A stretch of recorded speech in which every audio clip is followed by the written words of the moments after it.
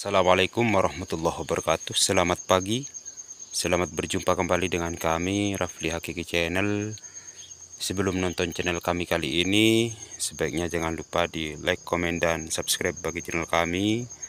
Semoga channel kami ini terus bisa berkembang dengan bagus, dengan baik, sehingga bisa menjadi tukar pengalaman, bisa berbagi sharing sesama petani kopi seluruh penjuru Nusantara.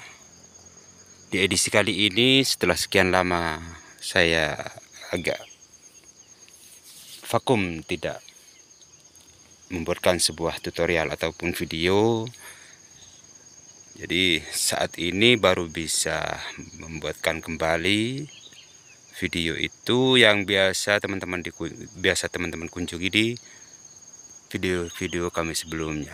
Di edisi kali ini kita akan memberikan sebuah tutorial bagaimana ketika di kebun kita itu saat-saat ini ada ranting yang sudah memasuki fase kehamilan ataupun fase mau pemekaran bunga, dan ada pula yang sudah mekar bunga seperti ini. Apakah bunga-bunga ini akan menjadi buah nantinya, menjadi buah musim untuk tahun depan? Jawabannya ya. Saya jawab ya. Karena buah ataupun ranting ini yang sudah berbunga saat-saat ini di bulan 6 ini, itu akan berproses nanti 10 bulan sampai 11 bulan ke depan.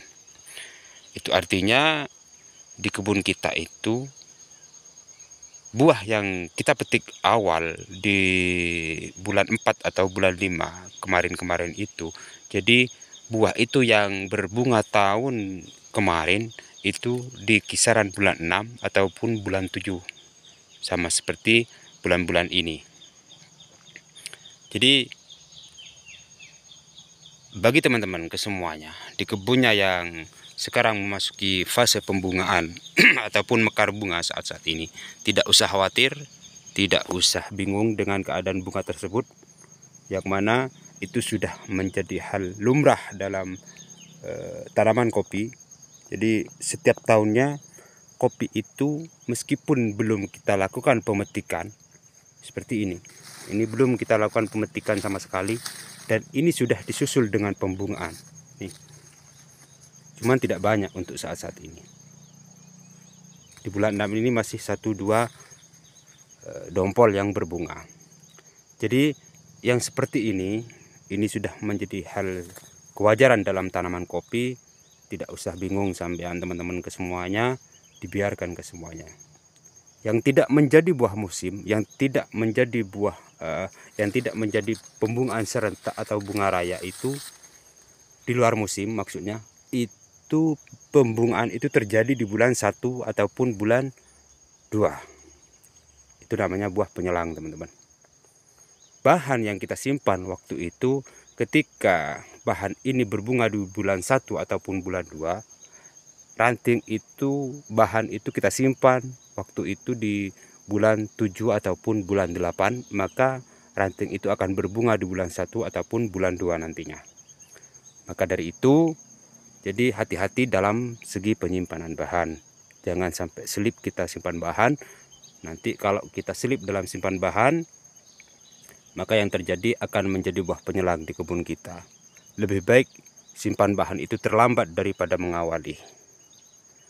Kalau prinsip saya seperti itu.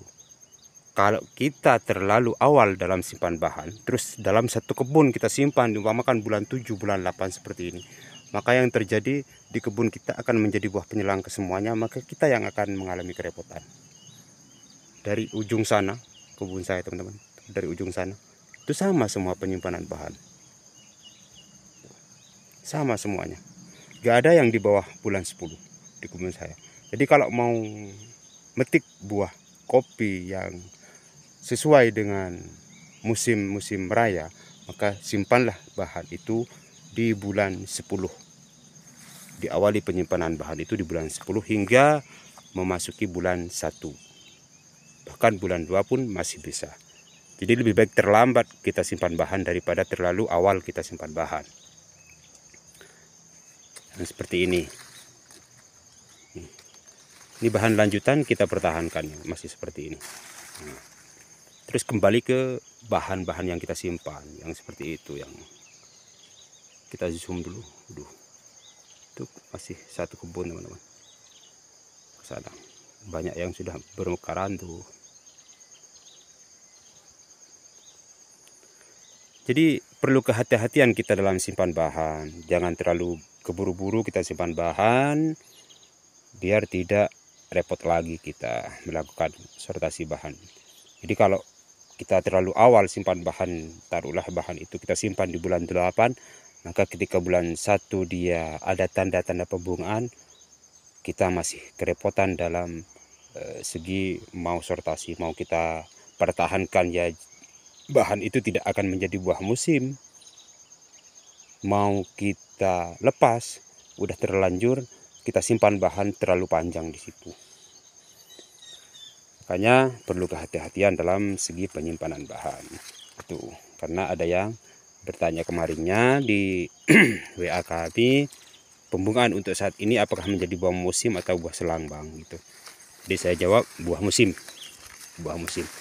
Di bahan yang kita simpan bulan 10 hingga bulan 2 akan menjadi buah musim, itu fix teman-teman. Terus ini ada yang beranggapan lagi kemarinnya bang.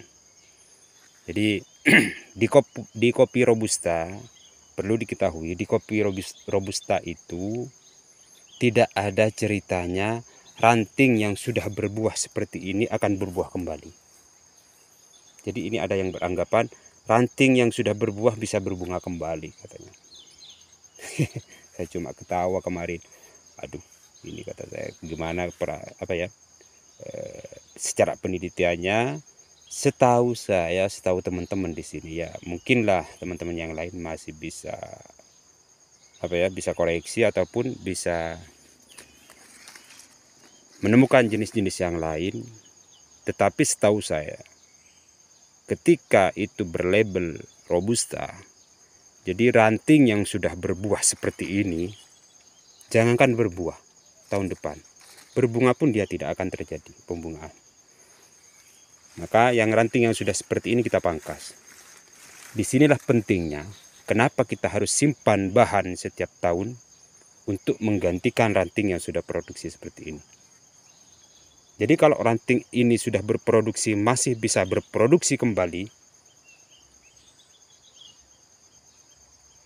jadi saya kira tidak ada gunanya kita belajar bertani harus simpan bahan yang tepat. Kan kayak gitu. Jadi kalau ranting yang sudah berbuah, lalu berbuah kembali, ya apa gunanya kita simpan bahan? Apa gunanya kita pemilihan bahan? Jadi bahan-bahan yang seperti ini akan menggantikan ranting yang sudah produksi seperti ini. Jadi perlu diketahui, untuk robusta, ranting yang sudah produksi tidak akan terjadi pembuahan kembali. Jangankan pembuahan, pembungaan pun tidak akan terjadi. Itu. Setahu saya seperti itu. Tidak tahu itu mau di jenis apapun. Pokoknya robusta, setahu saya di semua jenis, kayaknya di kebun saya ini bukan cuma 1-2 jenis, 20 jenis kayaknya lebih, di atas 20. Tidak ada satu ranting pun yang sudah berbuah, itu berbuah kembali. Jadi untuk robusta, maka disinilah pentingnya kita simpan bahan untuk menggantikan ranting yang sudah berproduksi kita lepas. Jadi tidak ada istilah simpan bahan itu tidak ada gunanya, tidak ada seperti itu sebenarnya.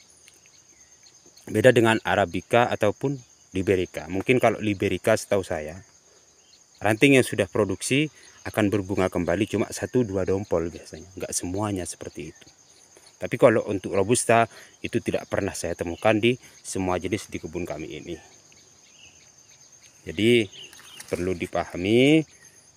Jadi yang punya robusta di kebunnya, siapkanlah bahan setiap tahun untuk menggantikan ranting yang sudah produksi yang akan kita lakukan pemangkasan. Disinilah pentingnya simpan bahan.